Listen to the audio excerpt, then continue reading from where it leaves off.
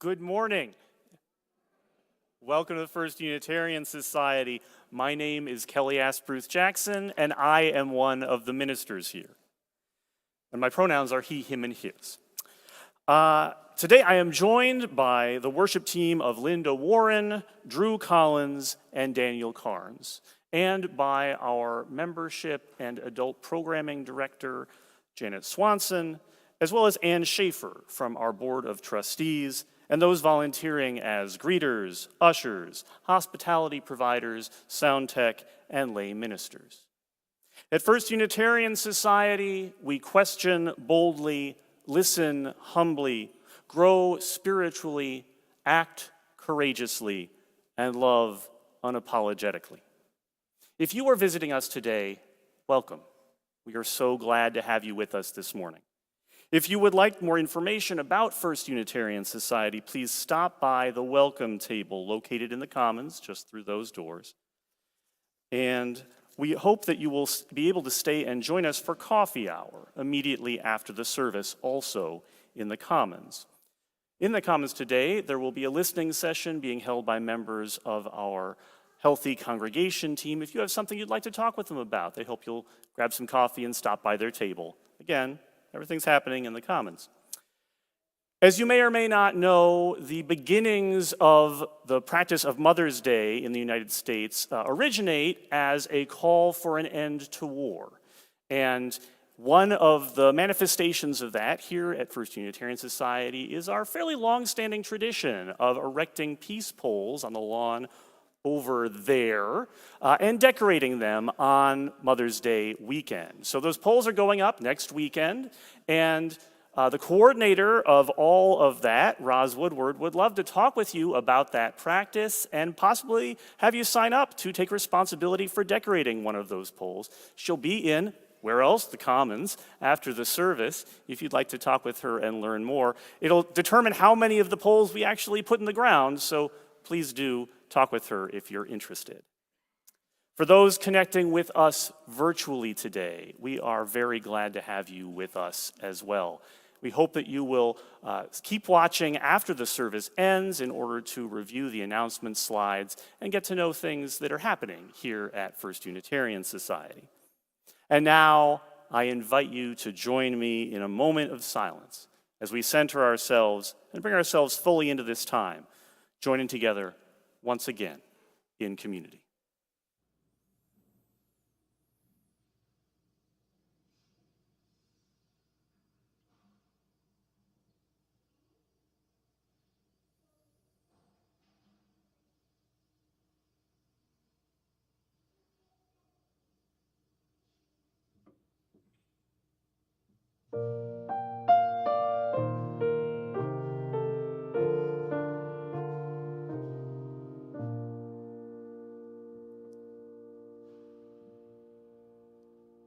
Come sit by our fire and let us share stories.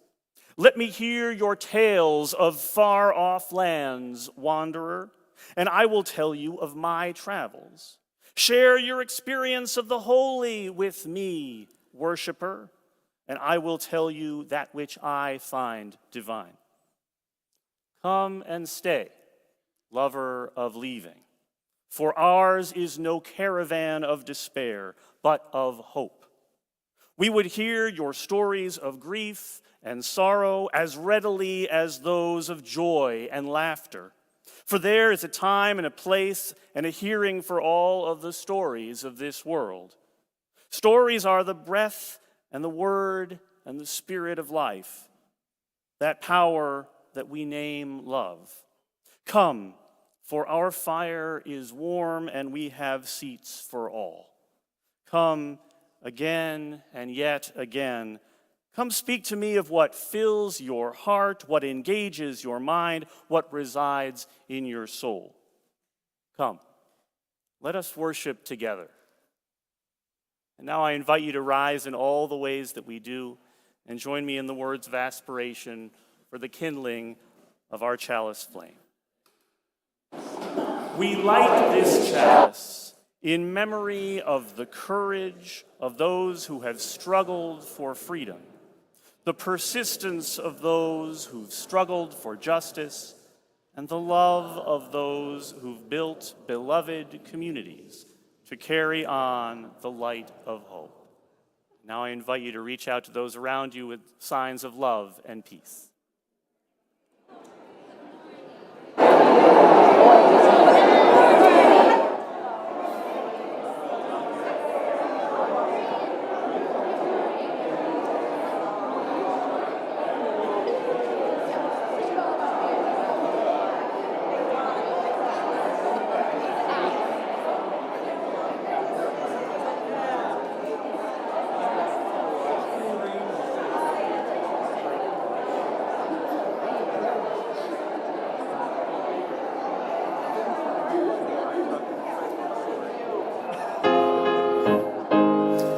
Ready to sing our opening hymn?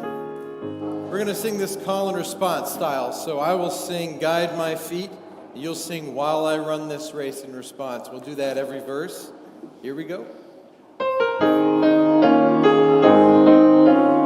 Guide my feet while I run this race.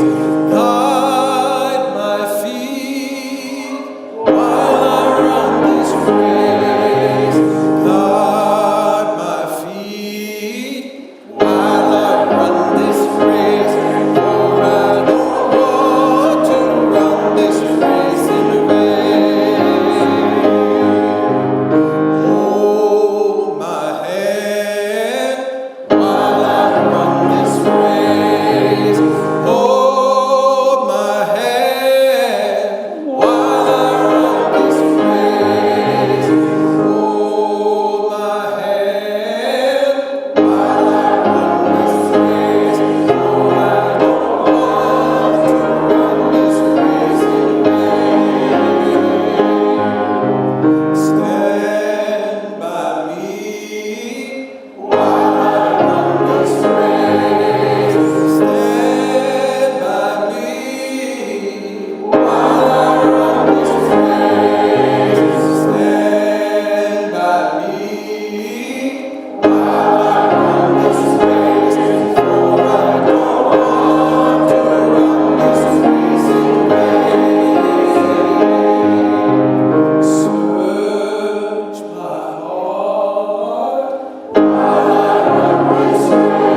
my heart while I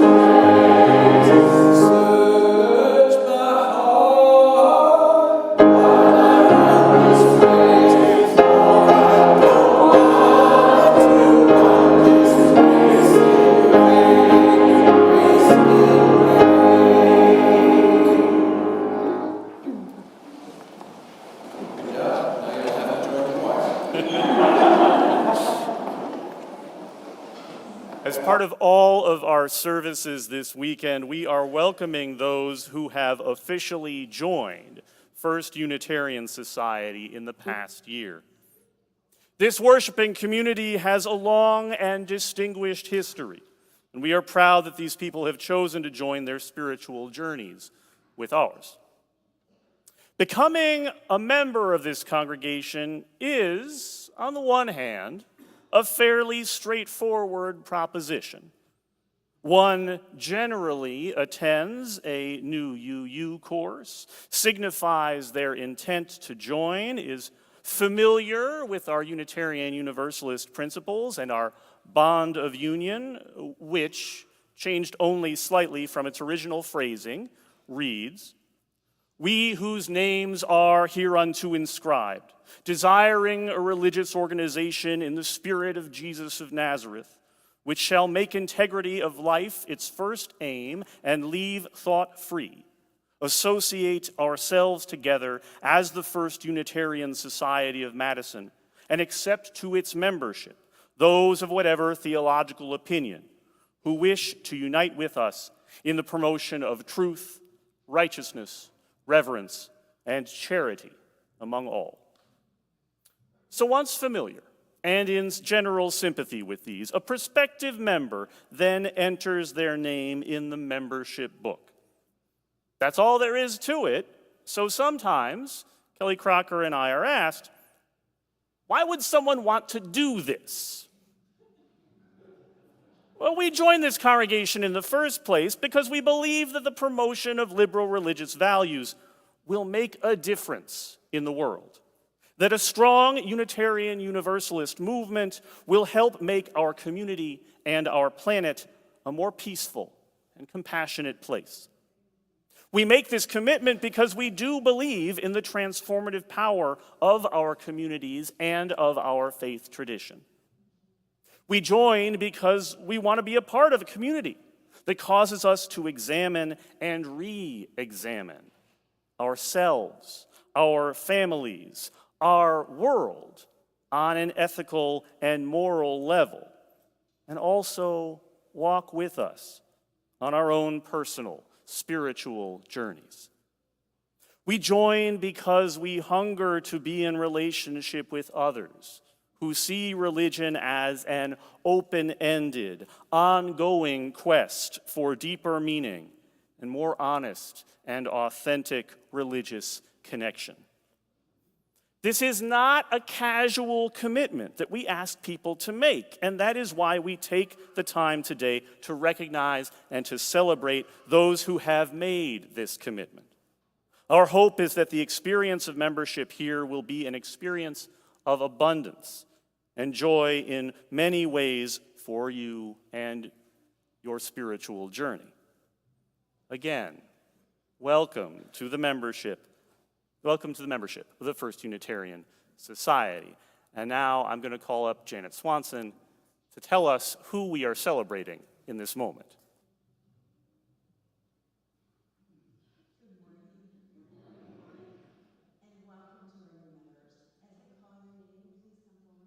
Of the sanctuary, and we'll have you stand right down here in front of the stage. Kelsey Branson,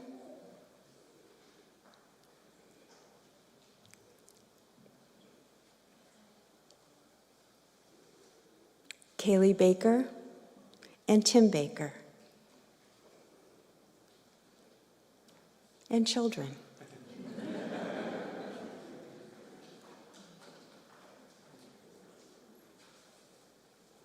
Chris Conrad and Ruby Conrad and Naomi.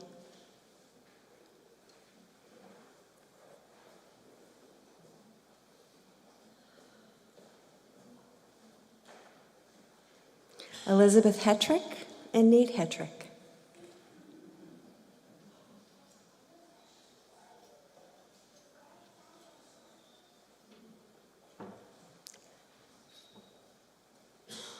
Tim Kratz.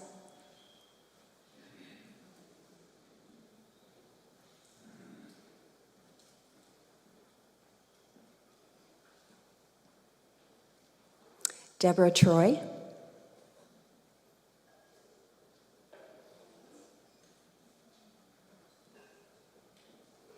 Donna Beastman and George Beastman.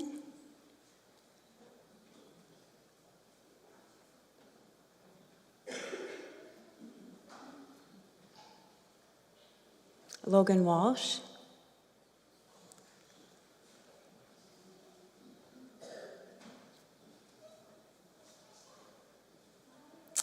And Matt Fox.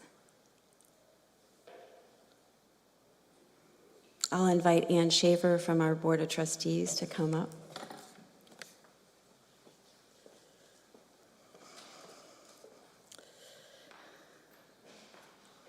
Do you accept the responsibilities and freedoms associated with membership in this Unitarian Universalist congregation?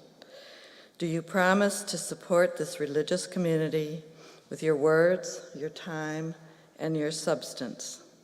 If so, please say, "We do." Are you willing to join the members of First Unitarian Society in a common quest for religious and spiritual understanding for the common purpose of living reverent and compassionate lives? If so, please say, "We are." And now I ask the members of the First Unitarian Society, do you accept these people into this community as companions in the spiritual journey?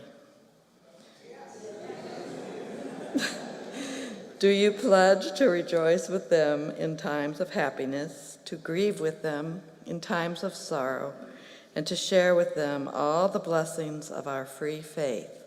If so, please say, "We do." We do. Okay, well, all of you, please join me in saying the affirmation on the screen. Freely we reunite with one another. You are now a part of us, as we are a part of you. May this place be, for each of us, a spiritual home, and may be one another a source of strength and challenge for many years to come.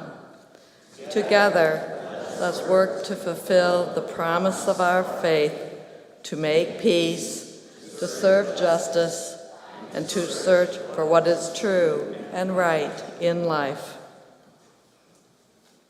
The right hand of fellowship is now offered to all of our new members. This is a custom that dates back to Puritan times. The hand of fellowship is a sign of acceptance and equality. We also give our new members flowers, a symbol of the welcome and the beauty that we hope that they will find in this community.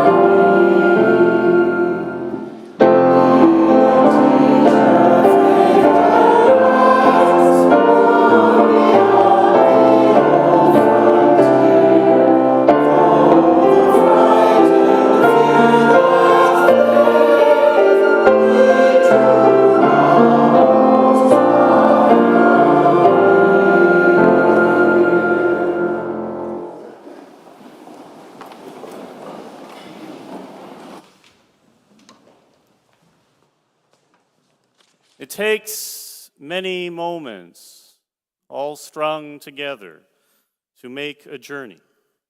Even the short ones can have struggles and challenges.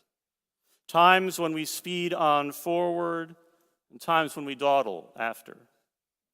Times to notice, times to remember, times to leave behind, and times to rest.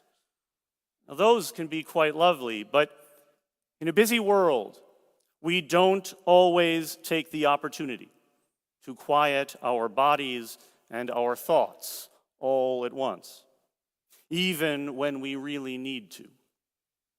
So now, to encourage and support each other in our own personal practice of respite and pause, let us spend this moment together, resting in reverent quiet.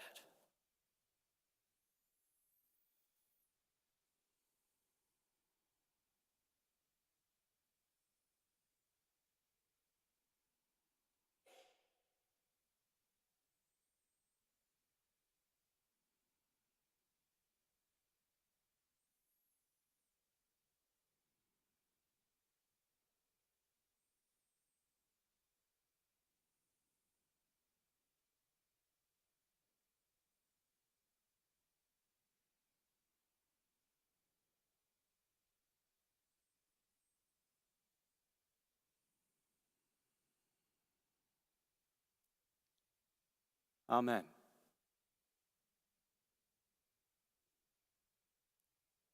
A man with a small beard and a bushy mustache walks down a busy street in the city of San Francisco, sometime around or just after the Civil War.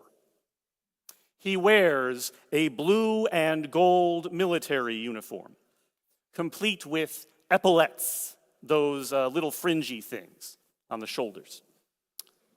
At his side, he carries his cavalry saber, or more likely, because it is not a formal occasion, a cane or an umbrella. On his head rests a top hat adorned with a peacock feather. He has a little bit of change in his pockets and little more than that to his name. He holds no rank, no title, or appointment other than that which he has given to himself. Norton I, Emperor of the United States and Protector of Mexico. Going about his daily circuit, the emperor pauses often to inspect the condition of public property. He notes the state of the sidewalk, the repair of trolley car wheels, and the paint quality on city buildings.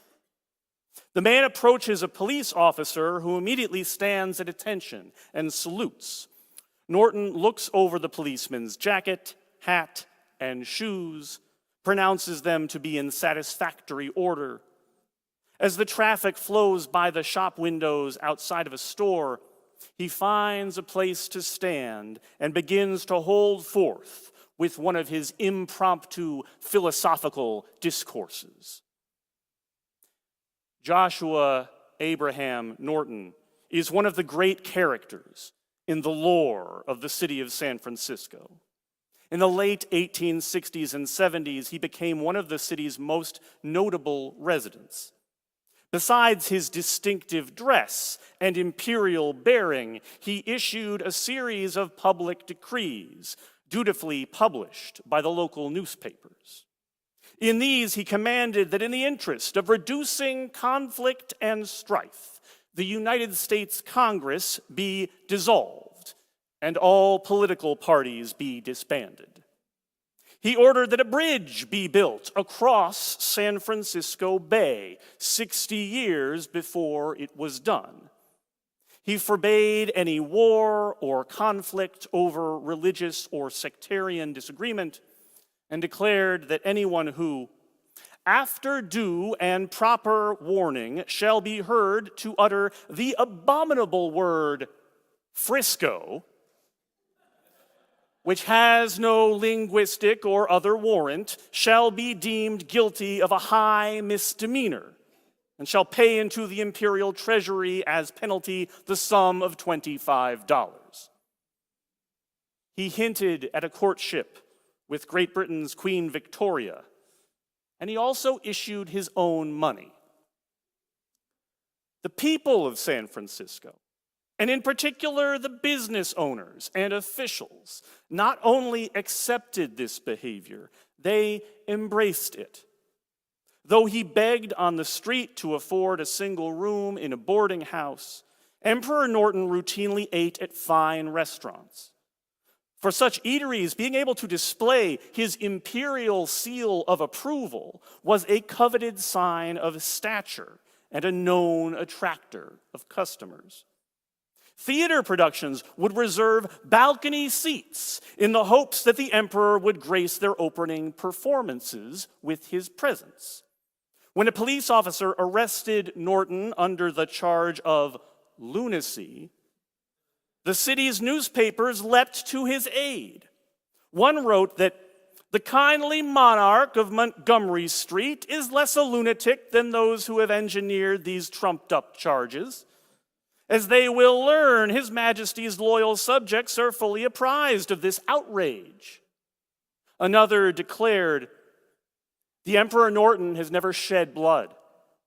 He has robbed no one and despoiled no country, and that, gentlemen, is a hell of a lot more than can be said for anyone else in the king line.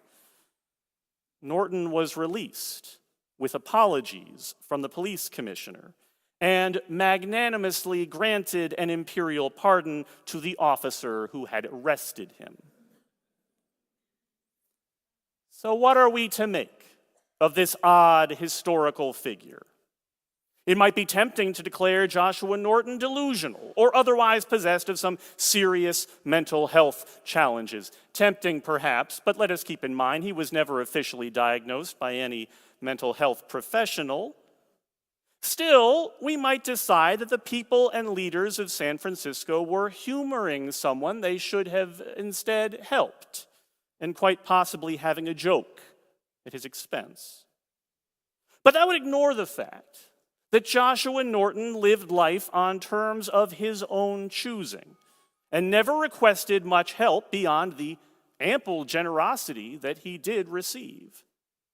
There almost certainly were folks who were laughing at him, such as whoever it was that sent him false telegrams from the Tsar of Russia and the President of the French Republic, alternately congratulating him on and warning him against that engagement to Queen Victoria. But if some of his fellow San Franciscans were laughing at him, a great many were not. When the man died, the San Francisco Chronicle ran with the top headline, "Le roi est mort," the king is dead, above a solemn and heartfelt obituary. Thousands came to his funeral, and funds were raised to ensure his proper burial. I've told you this little story for a couple of reasons, and one of them is this.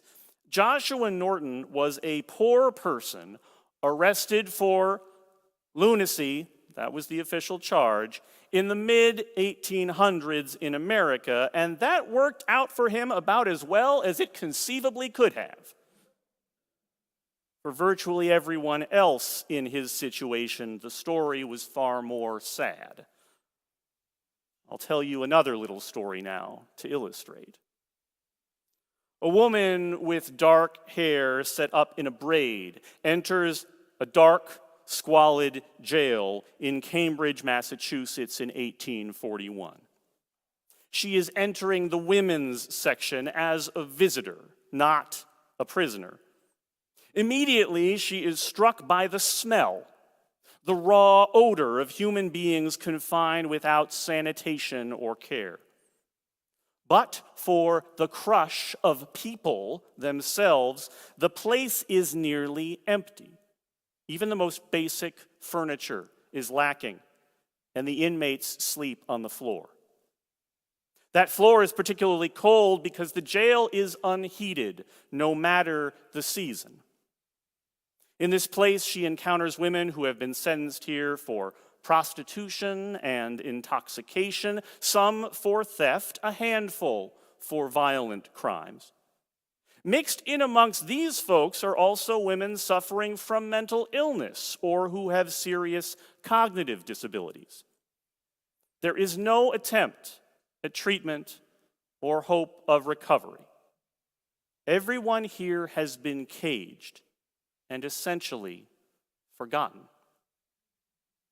This first trip to the East Cambridge jail was a great turning point in the life of Dorothea Dix, the author, educator, international social reformer, superintendent of army nurses, and Unitarian.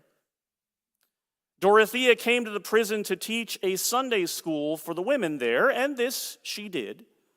But her work expanded dramatically as she was horrified by the conditions she found there. She might have turned away and tried to put the situation out of her mind, or she might have focused only on trying to change things at this one jail. But Dorothea had made a name for herself as a teacher of women and girls without having any significant formal education of her own because of her keen mind and her unflinching determination to learn. She read all that she could about mental illness, mental disability, and their diagnosis and treatment. She interviewed physicians and court officers. She undertook a tour of the state of Massachusetts, visiting as many prisons and almshouses as she could. Some people designated insane at this time, who had no family that could otherwise support them, were housed in private homes, with caregivers paid some small amount by the state. Visiting some of these folks, Dorothea found examples of terrible abuse, but also of cases where compassion and support had allowed mentally ill people to reach a degree of health and well-being then thought to be impossible.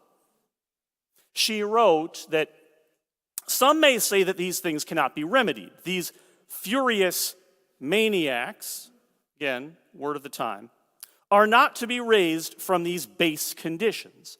I know they are. I could give many examples. One such as a young woman who was for years a raging maniac, chained in a cage and whipped to control her acts and words. She was helped by a husband and wife who agreed to care for her in their home, and slowly she recovered her senses.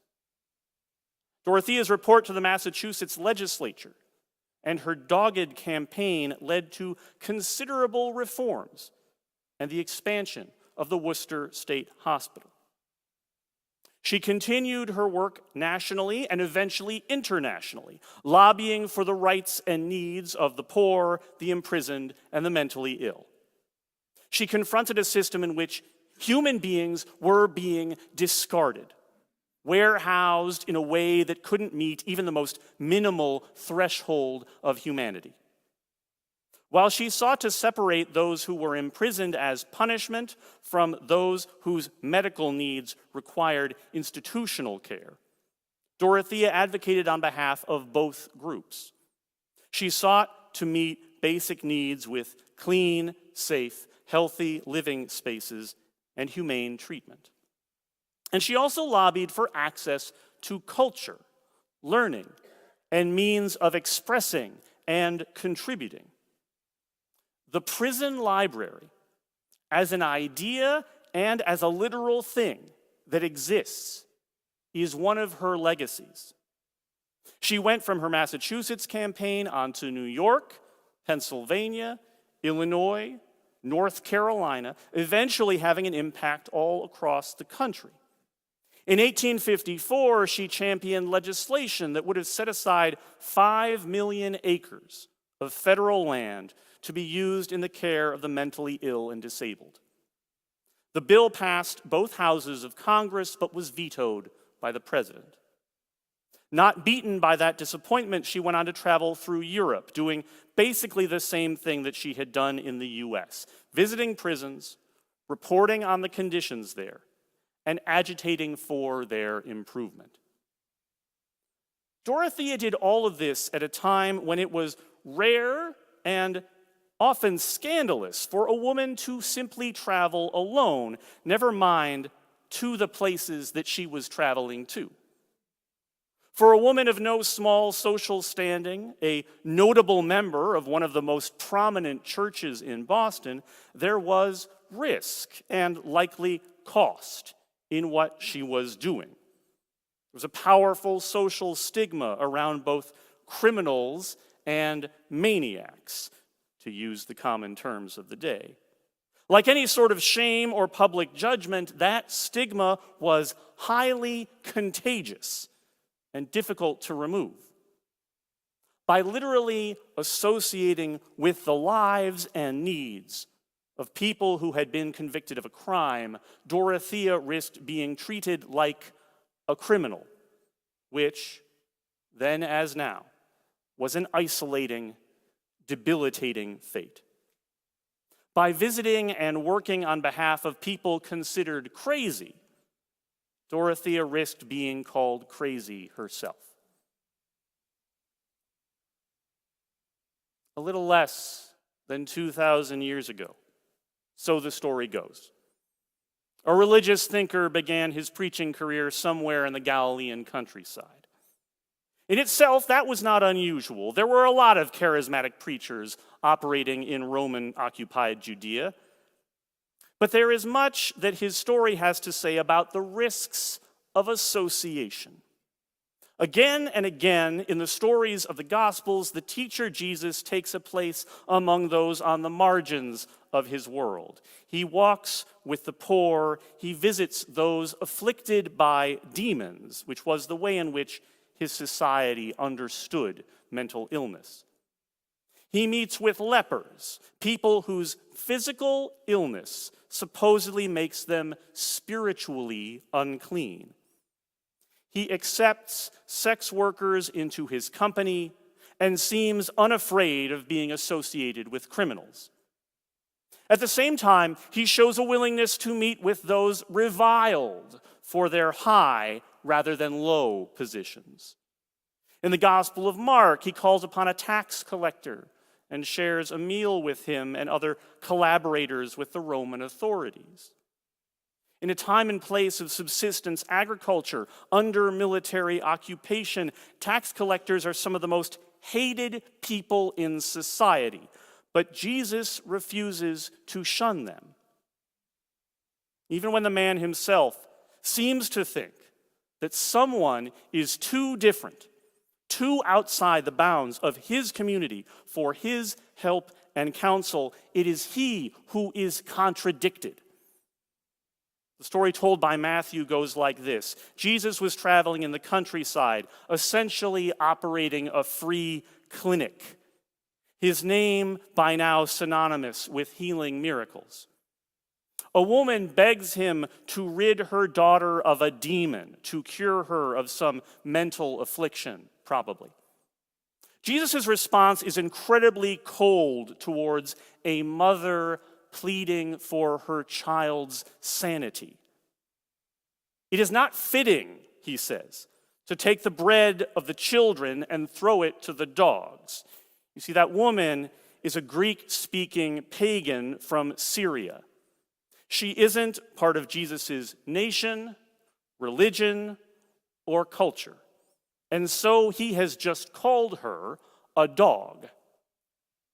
But with a rejoinder that would make Oscar Wilde proud. The woman replies, "Yes, Lord, yet even the dogs under the table may eat the children's crumbs." In this episode, we would say, in the modern vernacular, that Jesus gets schooled. He does not argue the point and announces to the woman that the demon has already left her daughter. There is always a risk in being an outsider, and there is always a risk in taking the side of the outsider. But Unitarians, Universalists, and Unitarian Universalists have often found themselves on the outside or standing with those on the outside. This comes from something deep in our faith about the kindred nature of humanity. Not that we are all the same, because in fact we are wonderfully, spectacularly, startlingly different, but that our lives matter to each other. And when any of us is allowed to grow into the fullness of who we are, all of us benefit. Dorothea Dix insisted in the incredibly simple idea that the lives of discarded people were worth something. Not just because they might one day become normal, but because simply as they were, they deserved the means to live and to grow and to hope. Last week, I attended a panel presentation at the state capitol on the pressing moral issue of solitary confinement, both in American prisons generally and in Wisconsin prisons specifically. I was glad to see a few of you there as well. Many of the stories that we heard were harrowing from people who had spent years, even decades, alone, confined to a space with roughly the same dimensions as a freight elevator for 23 hours each day. Campaigns of social reform like the one Dorothea Dix helped to lead are not simply curiosities of a past that we'd like to celebrate our movement's contribution to. They remain vitally necessary today, when inhumane things are still being routinely inflicted on human beings by the state which acts in all of our names. At a meeting of clergy and other leaders committed to criminal justice reform the day after the event at the Capitol, one of the folks I had the honor of sitting around the table with put it succinctly. Solitary confinement lays bare the iniquity in our system of law. Its disproportionate use is glaringly obvious on the basis of race and poverty, just as the lengths of prison sentences are also disproportionate based on those same two axes, and the rates of conviction and the rates of arrest. Addressing solitary confinement as a moral issue, limiting it until it can only be used sparingly as a short-term tool for addressing immediate and serious dangers for the people who are incarcerated and the people who work with them, is a necessary step in rebalancing the scales of justice so long and so badly out of whack. In addition to race and poverty, mental health also has a deep connection to the imbalances in our criminal justice system. Mental illness does not increase the likelihood that a person will commit a crime, but it does increase the likelihood of their coming into contact with police and potentially becoming caught up in the legal system, which increases the likelihood of incarceration.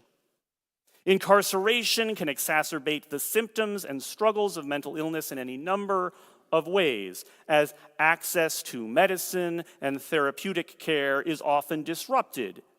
And the conditions of many prisons, particularly here in Wisconsin, are not favorable ones for promoting mental health.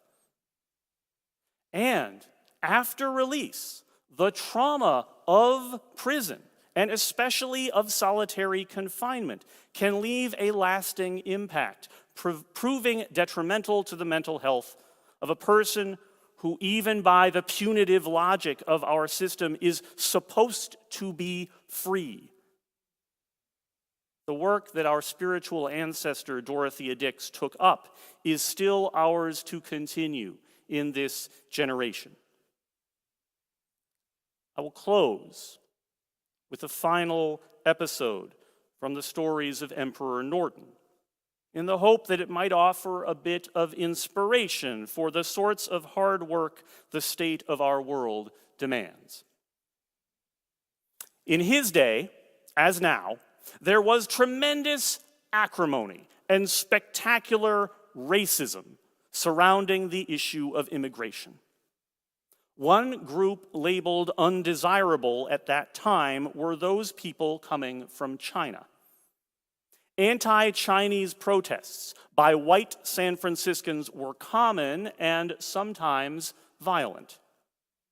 The emperor was known to oppose these demonstrations and argued for what would have been the equivalent of comprehensive immigration reform. It said that though at least once things went far beyond the theoretical.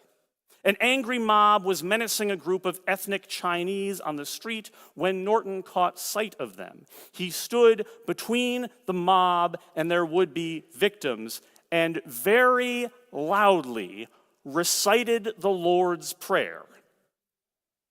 He was addressing the crowd in a religious language that he might expect them to understand, even if it wasn't necessarily natural for him, because unbeknownst to most of his fellow San Franciscans, Joshua Abraham Norton was Jewish. After reciting the prayer, possibly several times over, he ended with the declaration, "We are all God's children." He won the day. The crowd dispersed. Sometimes you risk, and that risk has to be enough on its own, whatever happens afterwards. Sometimes you fight, and that fight has to stand for itself, whatever the outcome.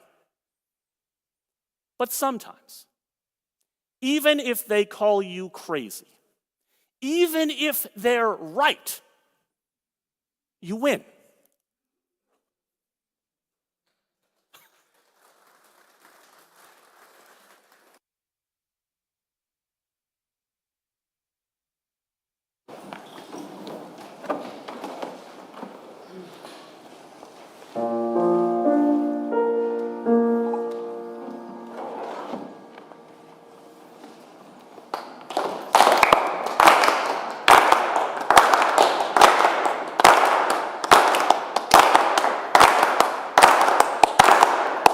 Oh, day. Oh, day. Oh, day. Day done broke into my soul. Yonder come day. Yonder come day. Yonder come day. All right. Yonder come day. Day done broke into my soul. Yonder come day. Yonder come day. Yonder come day. Yonder come day. Day done broke into my soul. Yonder come day. Yonder come day. Yonder come day. Yonder come day. Day done broke into my soul. Yonder come day. Come on day. Come on day. Yonder come day. Come on day. Day done broke into my soul. Yonder come day. Day done broke into my soul. Yonder come day.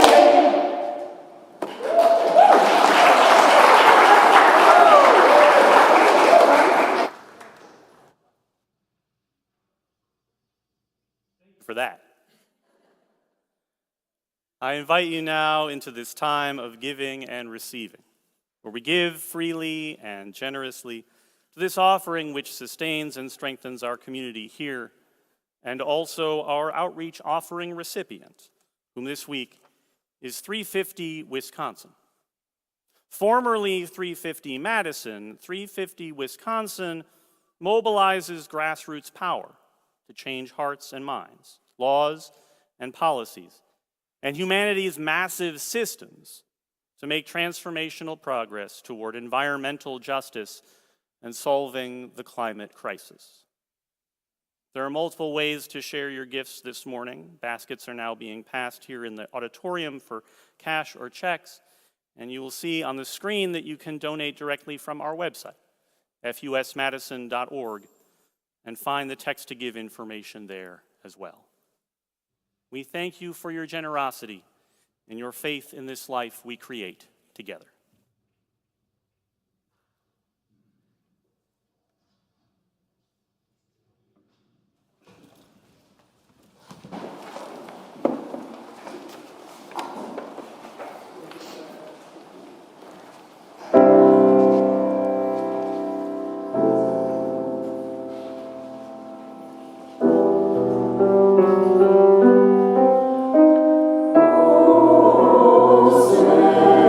Salvation.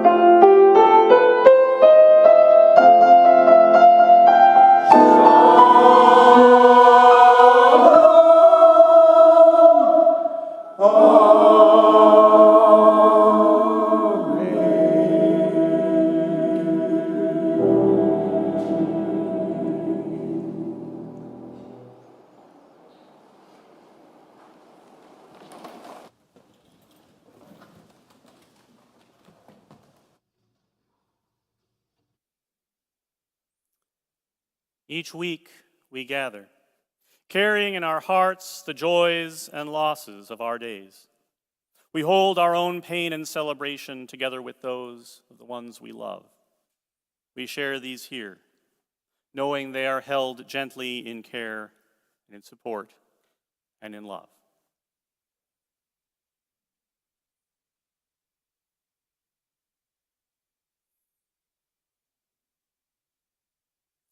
We light this candle for one of us here today, whose prayer is for their neighbor Peter, who survived a 12-hour surgery this week to remove a cancerous tumor. May his healing be swift. May he soon return home to his wife and 2 children.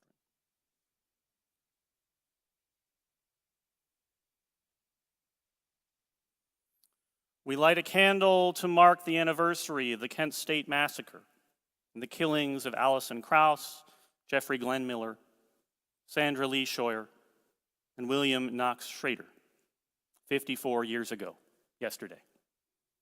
In the memory of the wounded and the dead, students protesting the participation of their government in a war whose conduct their consciences could not abide, may we be mindful of how terrible the danger is to liberty and life, wherever calls for peace are met with force of arms.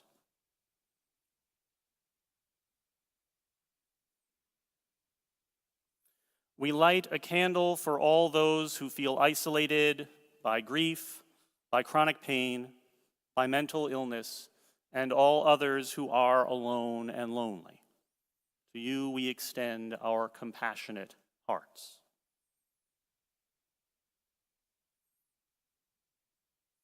We light a candle of ongoing lament for the violence which plagues our world.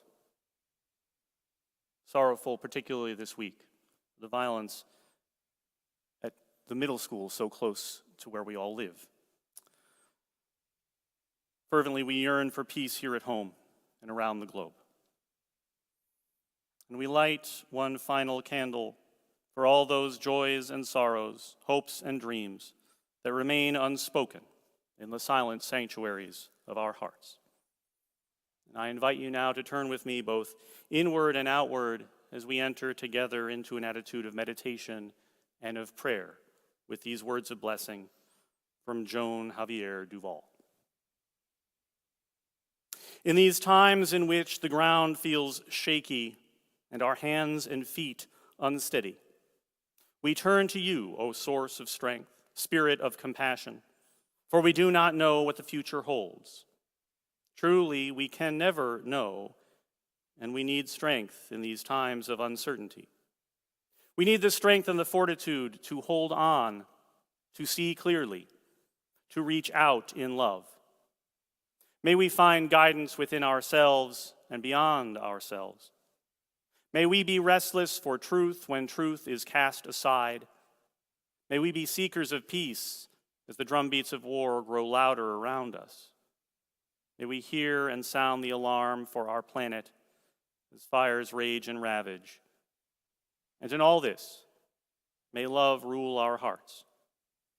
May we know the source of love within us and stay grounded in that source as we grieve, as we grapple with the unknown, as we work towards creating a more just, peaceful, and sustainable present and future together.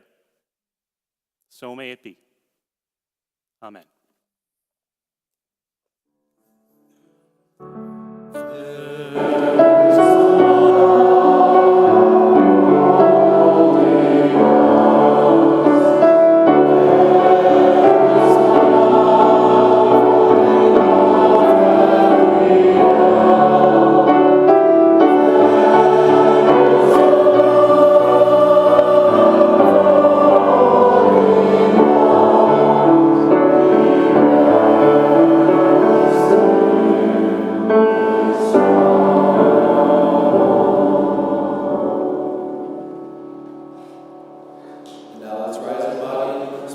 Our closing hymn, number 118, This Little Light of Mine.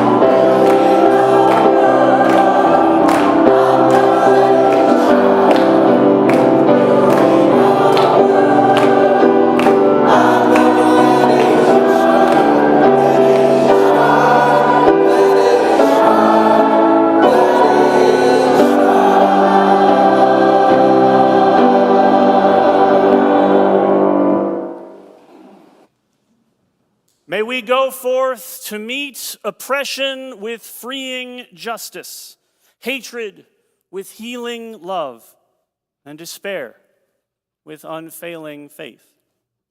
May it be so. Amen. Blessed be. Go in peace. And please be at rest for the postlude.